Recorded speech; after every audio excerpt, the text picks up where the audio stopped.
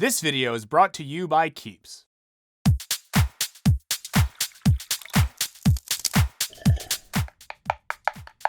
Thing on. Okay, no justice, no peace. People united cannot be divided. And sometimes we just gotta shut it down, okay? Because protesting is as American as hard-shell tacos covered in shredded cheese. Oh, sorry. Every generation has its protest.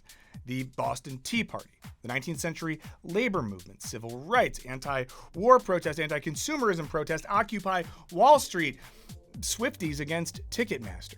I'm with you on that one.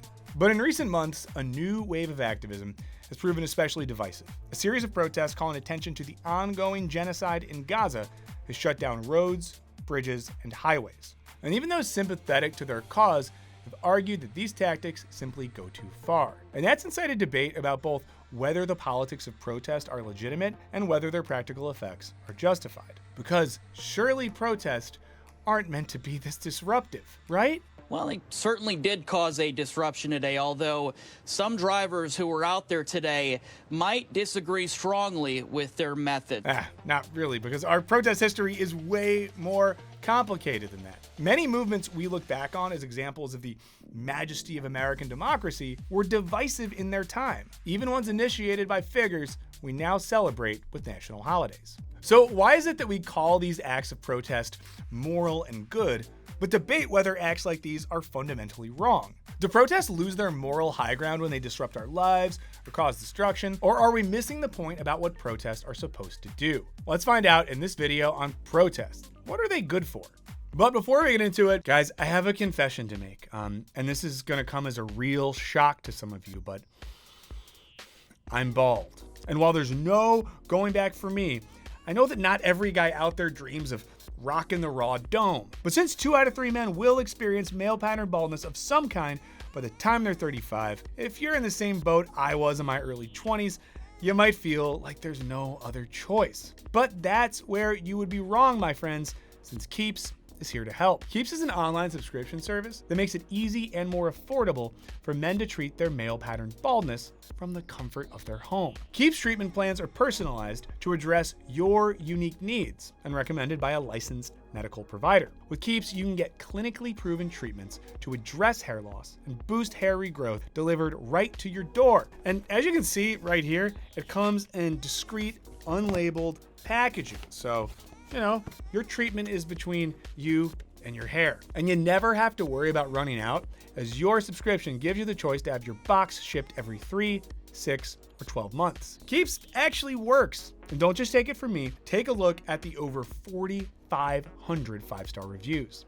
Join the hundreds of thousands of men who've tried Keeps and given it more 5-star reviews than any of its competitors. If you're ready to take action and prevent hair loss, go to keeps.com/wisecrack. or click the link in the description. That's keeps.com/wisecrack. Now, let's get back to the show. People have been raging against injustice ever since there were societies to be mad at. The fall of China's Qin dynasty in the 200 BCs was in part catalyzed by a violent mass uprising against the authoritarian government's exorbitant tax levies. Ancient Romans tore down statues of unpopular leaders and burnt down the homes of senators they didn't like. In particular, American history is indistinguishable from protest history, and mass agitation has long been a powerful way to influence public opinion. Historian Ralph Young writes, "Dissent created this nation, and it played, indeed still plays, a fundamental role in fomenting change and pushing the nation in sometimes unexpected directions." Protest movements gave us the 8-hour workday, desegregation, and the abolition of child labor. Though the last one's making a comeback, we made a video about that recently.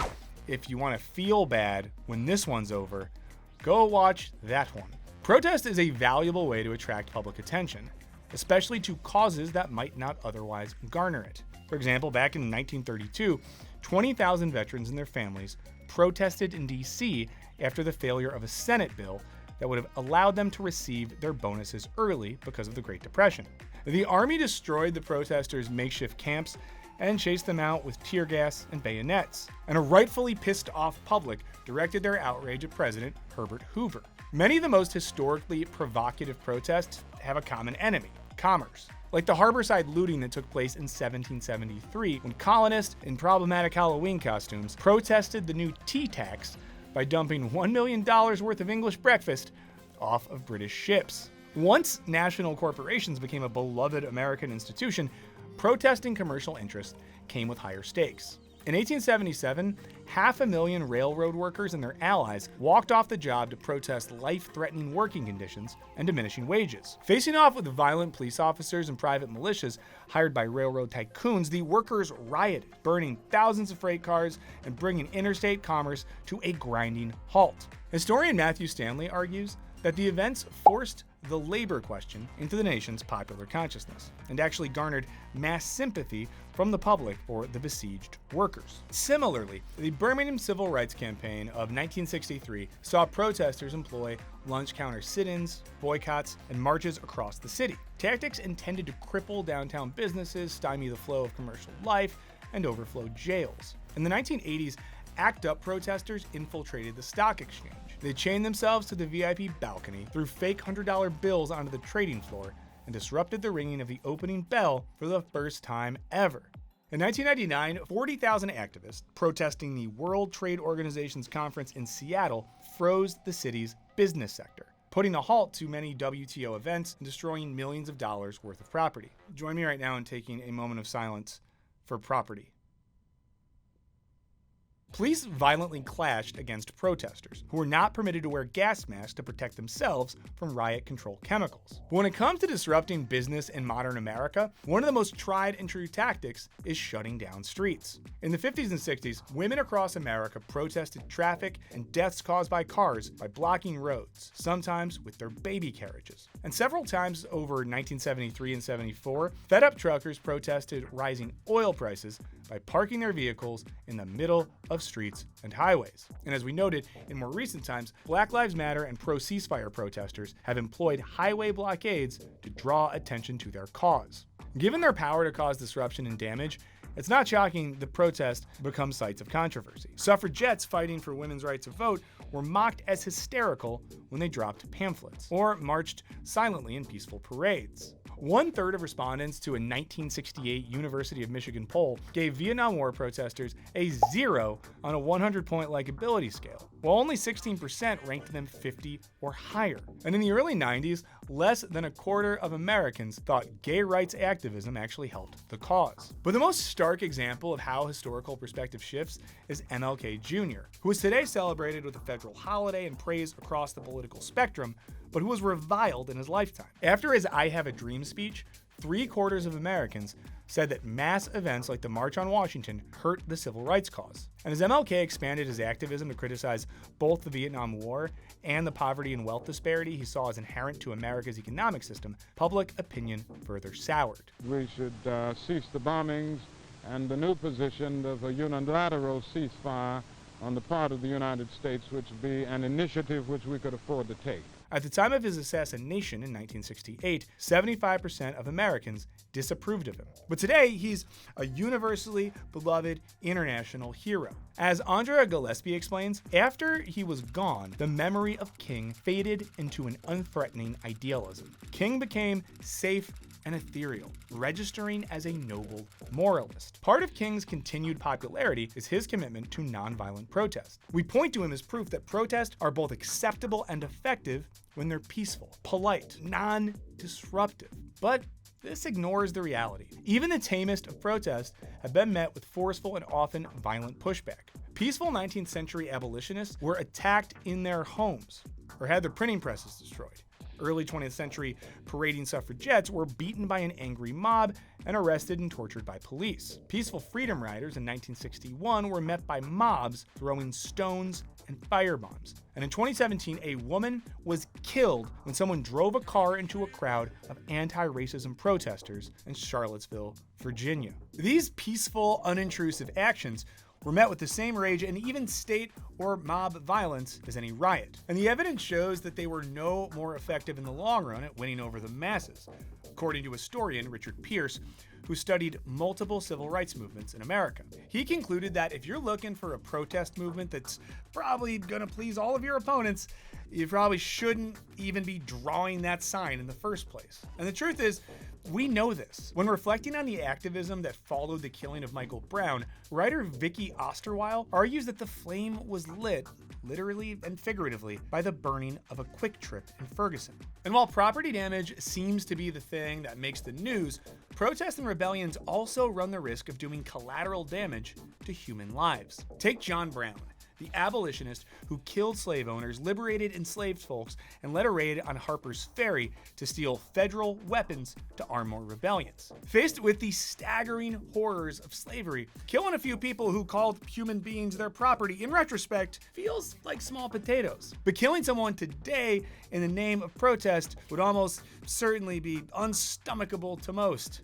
And unless you killed someone at a protest and your name was Kyle, then you'd become a right-wing media celebrity. This all raises the question, how bad do things have to get for us to justify destructive or even violent protest? Do buildings have to burn or people have to die for there to be a successful revolution?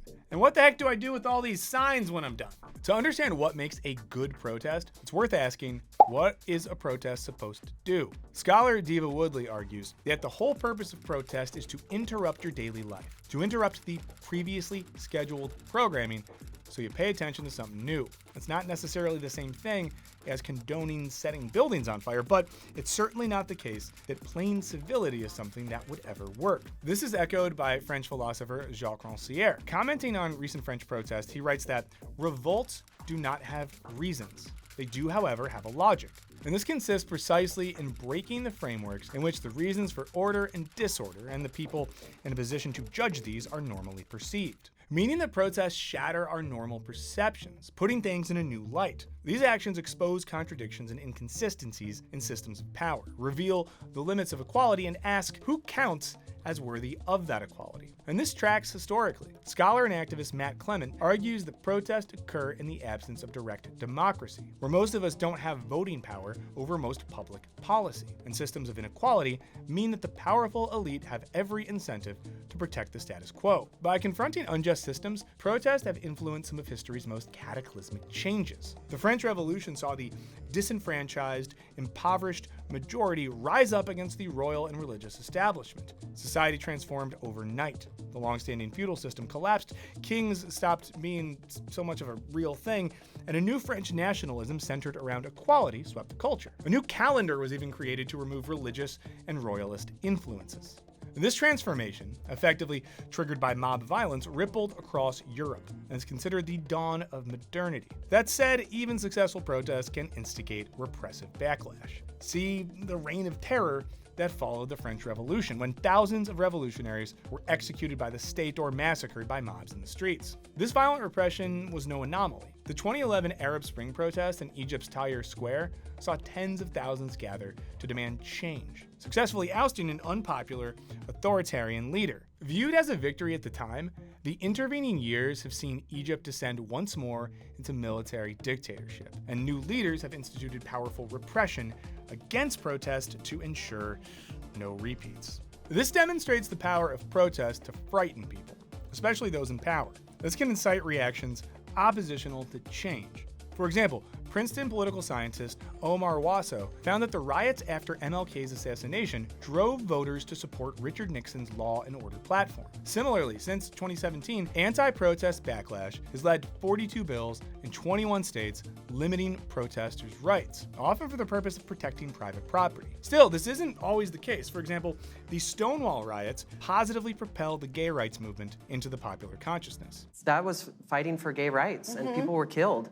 Nobody was killed at Stonewall. Nobody was killed? And sometimes results can be contradictory. While the 1992 LA riots led to an overall liberal shift in local politics, they also were central to the 1993 mayoral race, when Angelenos elected their first Republican mayor in decades.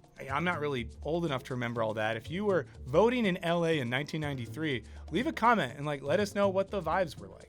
Philosopher Alain Badiou has written about these opposing reactions to revolutionary moments and how they can shape our subjectivity. He uses the term event to describe revolutionary moments in which protests and rebellions and new forms of art question the dominant logic of a situation and introduce a new logic centered around a different truth. For example, The French Revolution did not simply aim to modify or reform the monarchy. It was an event that called its fundamental logic into question and demanded a new political situation. And these sort of events, it's not that history progresses forward, it's more like it just like resets and we got a new history. Exciting, right? Of course, like we saw in the previous examples, some folks don't see these events as the emergence of a just new world, rather as a threat to the status quo. Badiou refers to these as reactionary subjects, as they deny the supposed truth of the event and then fight to maintain the dominant order. It was a reactionary response when folks ran to the polls to vote for Nixon, and it's reactionary today when people respond to protest against police brutality by stockpiling weapons and calling for a return to law and order. Not for the show, they just mean for more cops. But reactionary antics aren't just for suburban dudes with tucked in pink polos and machine guns. Plenty of urban liberals also argue for reform within the dominant system rather than radical change to that system's very logic. While they might not point guns at protesters, they'll explain to the angry mobs that what they really need to do is vote more and give money to various Democratic super PACs.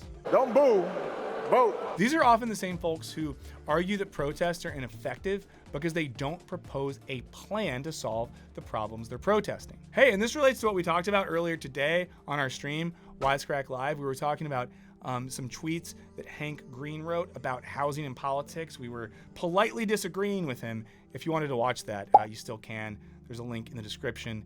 And you can always watch our streams after the fact or join us every Wednesday at 10 a.m. Pacific time. Now, this was a big critique of the Occupy movement, whose participants actively resisted articulating demands or policy proposals. But this arguably misses the point about what protests are for, calling the logic of dominant situations into question and exposing their contradictions, not proposing a new policy agenda like a political party would. Jacques Rancière writes that acts of protest and rebellion transform the visibility of things and the sense of what is possible. Things that were passively suffered acquire a new visibility as injustice. Rejection of a particular tax becomes awareness of an unjust tax system, then awareness of the global injustice of a world order. I love that quote so much that if that was a little much, if you didn't quite get it, just rewind, watch it again, and then catch me on the other side. I promise it'll be worth it. In other words, the point isn't to say this one thing is bad and here's how we fix it. It's to say that this one thing is the tip of the iceberg of a system of injustice, a system that needs to be broadly called into question. A nation built on slavery can't just say, oh, black people are equal now, without calling into question whether the system upon which that nation was built still kind of runs on white supremacy, hypothetically speaking. Of course. So if we can't evaluate protest on their efficacy, whether they lead to immediate and practical changes in policies and practices, then how can we deduce whether they're good or bad? Can we fundamentally distinguish between shutting down an airport for Gaza and concerned parents shutting down school board meetings over objectionable library books? In one sense, we can't really do that with any certainty. That's because, as we've hinted at previously, protests are operating against the logic of a current situation and opening up the pathway to some new future. And it's hard to use the moral evaluation of the present to evaluate an action pointing to a future that hasn't happened yet. Sure, we could evaluate actions based on their legality, like in 2021, when a climate group in London used hammers to shatter the windows of a bank. We might say that this is clearly against the law and that makes it wrong. This is why Rancière calls the logic of the state the police order, as its aim is to keep people in line and punish them when they step out of it. But as climate change continues to accelerate, future generations might look back on this action as just, even necessary, as it was aiming to draw attention to the finance industry's culpability in fossil fuels' disastrous impacts. And somewhat surprisingly, a 2023 jury agreed and the protesters were acquitted. This leaves us with a bit of a paradox, because we can never be certain of the morality of a current act of protest or rebellion, as this is only established retroactively. This means that only the future can accurately deem this act good or bad, moral, immoral.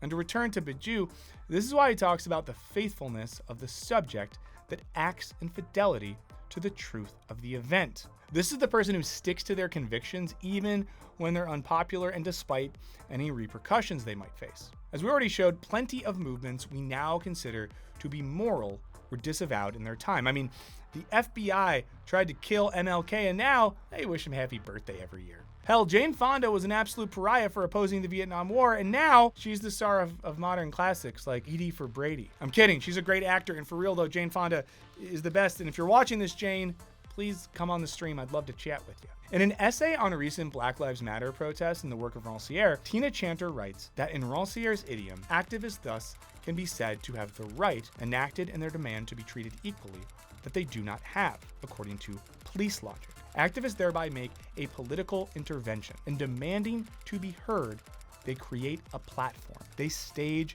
a dissensus, meaning that rather than evaluating their actions on pre-existing moral standards, activists are creating new ones, giving themselves rights that they do not have.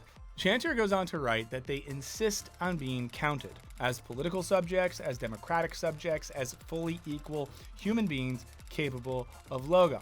They contest the miscount that police logic perpetuates when it refuses to take them seriously, when it discounts them as worthy of being heard, when it closes down their protest, when it insists on shrinking political space in the name of consensus. Thus, in acts of protest like these, people who normally don't count are affirming their own humanity, or affirming the humanity of those who are not present. We can look at looting during Black Lives Matter protests through that lens. Now, while they're often seen as proof of a violent mob gone wild, Osterwell argues that looting is highly political as a challenge to the elite ruling class because it reveals with an immediacy that has to be moralized away that the idea of private property is just that, an idea, tenuous and contingent structure of consent backed up by the lethal force of the state. By engaging in unlawful behavior, protesters who loot are suggesting that the lawful violence of institutionalized white supremacy is the real problem.